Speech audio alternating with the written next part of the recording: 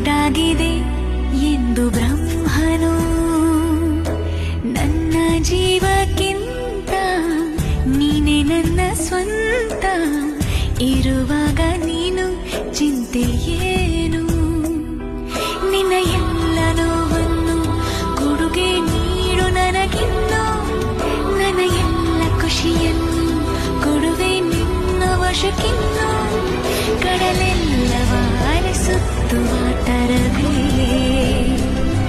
ನಿನ್ನ ಸೇರುವೆ ನನ್ನೊಲವೇ.